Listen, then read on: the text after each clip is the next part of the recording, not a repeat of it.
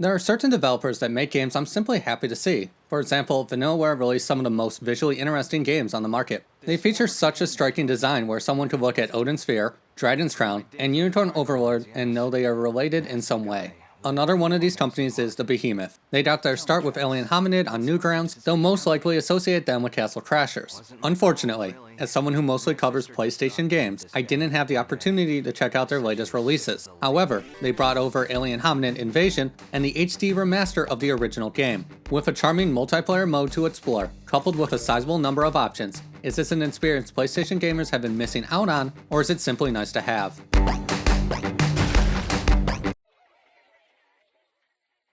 I'm going to keep this brief, as Alien Hominid Invasion doesn't really have a narrative. That isn't to say it is a straight arcade game, where everything is all random nonsense, but the cutscenes make up maybe 12 minutes of content, with around half of that being the ending. It also struggled to top their previous efforts, though the bar was admittedly rather high. Ladies, yeah? Buckle your pants. Gentlemen, buckle your pants. Boys and girls of all ages, buckle your pants, or they might fall down. Despite that, I still found myself invested due to the charming portrayal. It is honestly a great example of visual storytelling, and you'll get a good idea of what happened without relying on dialogue.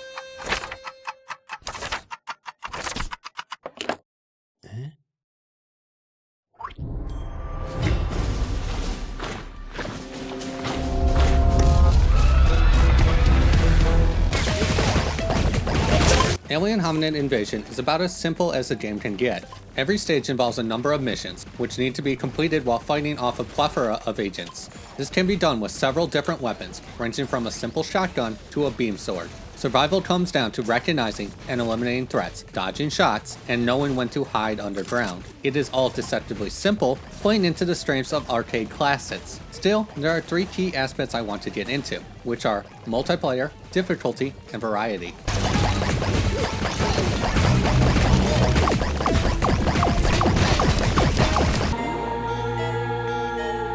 Unfortunately, I don't think this release made much of a splash on PlayStation. I frequently went without finding people online, only got to experience the full 4-player experience once, with matchmaking pairing me with the same people on multiple different days. Regardless of popularity, I'd say the multiplayer experience is a mixed bag. When I matched with experienced players, it was an absolute delight. Stages quickly became a hectic battlefield, with the only winner being my massive score. With inexperienced players, it was a frustrating war where I don't believe a single player walked away happy. Seemingly incurious things like taking a moment to fight an enemy, or simply walking away from your controller, can vastly increase the difficulty. Seriously, I often found more players made things significantly more difficult due to the fundamental things like position. Instead of being the focal point, I could hit the edge, leaving me susceptible to unexpected damage. It also doesn't help that players can have conflicting goals. Since I got a lot of newcomers, I'd wager they wanted to have mindless fun, whereas I was to the point where I wanted to focus on the mission. This clear divide often resulted in one party leaving to pursue their own enjoyment.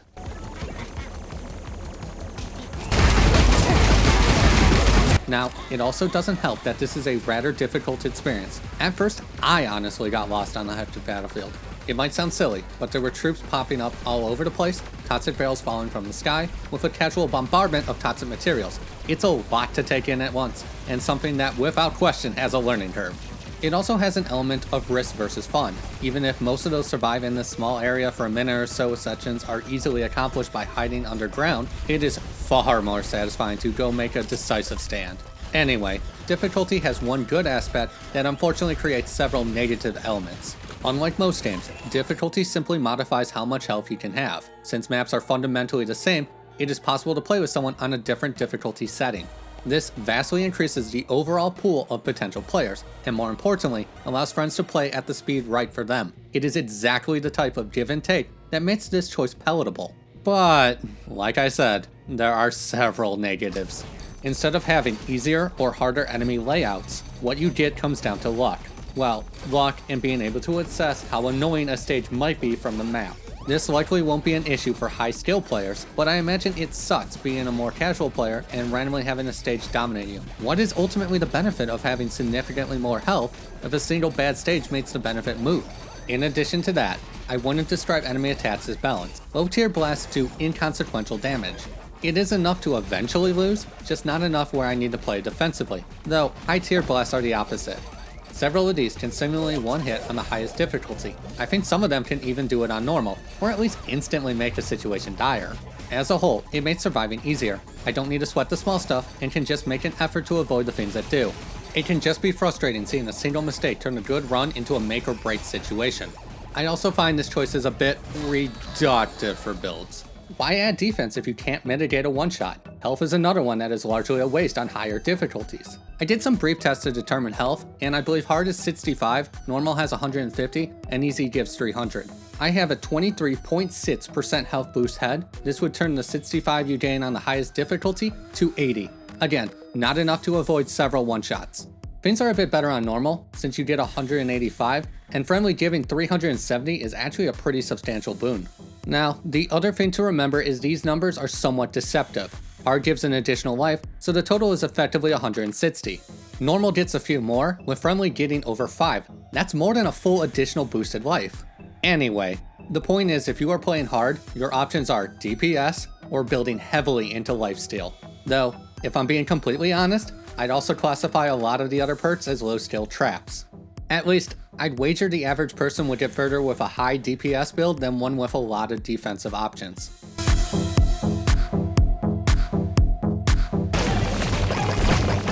Difficulty aside, Alien Hominid Invasion struggles with variety.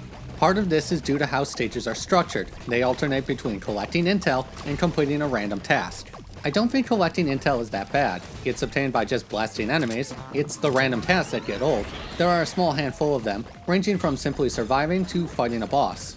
Given story asks players to complete 6 maps, and you'll complete at least 5 stages per map, it doesn't take long to grow tired of them. It also doesn't help that some of them feel less common than others. At least, I'd wager I fought more bosses than freed kids. There are a few alternate stages that break up the monotony, such as an intense bonus stage that gives a ton of loot, and a chase level.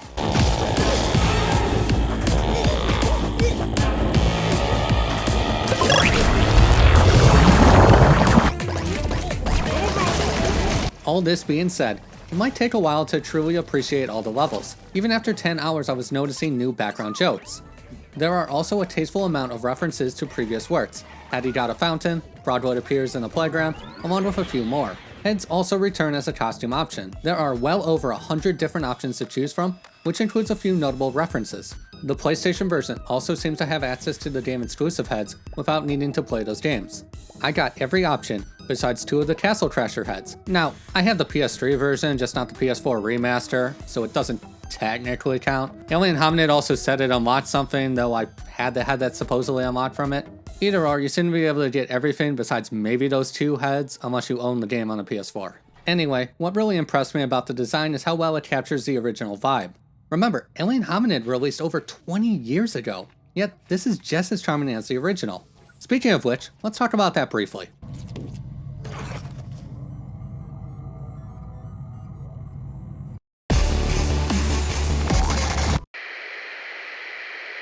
For anyone unfamiliar with the original, it plays a lot like Metal Slug with a slight twist of Mega Man. Most enemies can be dropped with a single attack, though the same applies to you. Bosses require charged attacks coupled with a good understanding of their rotations. Odds are it will take a fair number of attempts to get all the rotations down. Once mastered, a run can be completed in roughly 90 minutes. Even if the core experience is rough around the edges, it makes for an interesting retrospective, one where it is clear which encounters the behemoth liked and how they modernized it in Invasion. Plus, it really shows how the design has improved over the years. It's never bad, simply less refined. If nothing else, it made me appreciate Invasion's aesthetic even more.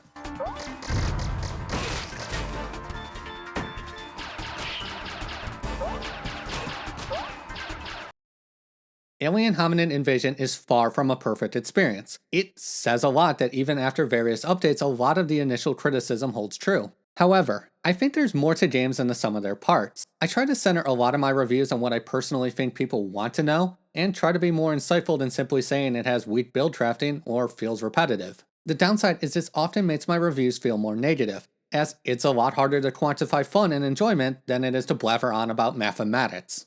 So, with this in mind, I'll simply say I genuinely enjoyed Alien Hominid Invasion. I played it enough to get the platinum, and would gladly return if a friend asked me to. It has that simple, mindless fun that I wish was present in more modern games, and while it might not be for everyone, especially with the crushing initial difficulty, I'd say it's worth checking out if you have a soft spot for 90s arcade-style experiences. Hey, thanks for watching. If you enjoyed the video, hit the like button, and for more content, please subscribe.